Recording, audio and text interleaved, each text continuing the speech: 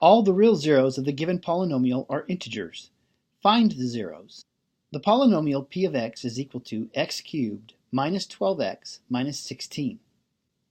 We will begin by finding all of the possible real roots of this polynomial and then use synthetic division to determine which are, in fact, roots. We might notice that this polynomial is missing the x squared term. We have to remember to include each term of descending degree when we are using this process. We do this by using 0 as a coefficient for any of the missing terms. Now we will find all of the possible factors of the constant term at the end, which is minus 16. We will designate those values as p. So p in this case could be plus or minus 1, plus or minus 2, plus or minus 4, plus or minus 8, or plus or minus 16. We will designate all of the possible factors of the leading coefficient, which is the understood 1 in front of the x cubed term, as q. So q will be plus or minus 1. All of the possible rational roots for this polynomial would be in the form p over q. Dividing each of the p values by the q values plus or minus 1 results in just what we started with the p values. So p over q would be plus or minus 1, plus or minus 2, plus or minus 4, plus or minus 8, or plus or minus 16.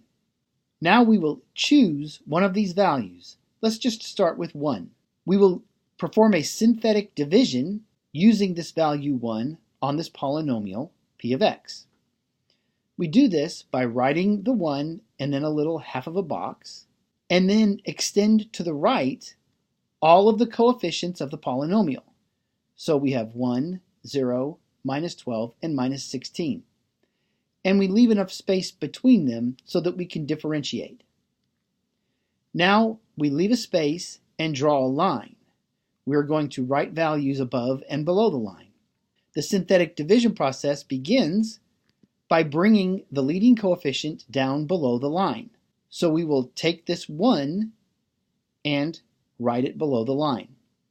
Now we will multiply 1 by 1 and write it under the next term. Then we will add these two values together. This gives us 1. We will continue this process until we get to the very last term. In this case, the number below the line in the last position is negative 27. The remainder theorem actually tells us if we were to plug 1 in for x in the polynomial p and evaluate, the result would be negative 27. We are looking for a value to perform a synthetic division with that would give us a 0 in this last position. So we'll choose another value. This time let's try 4. When we perform this synthetic division using the number 4, we do wind up with a 0 in this last position. What this means is that x equals 4 is a root of p of x. It also means that x minus 4 is a factor of p of x.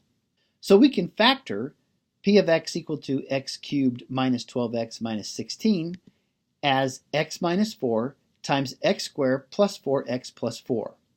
The x squared plus 4x plus 4 we get from the coefficients below the line when the result in the last position is 0.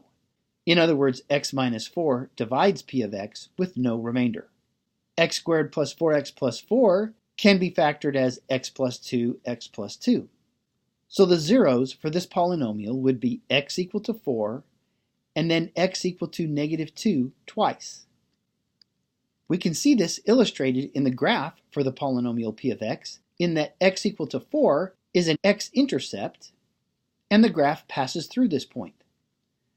We also see that x equal to negative 2 is an x-intercept, but the graph touches off.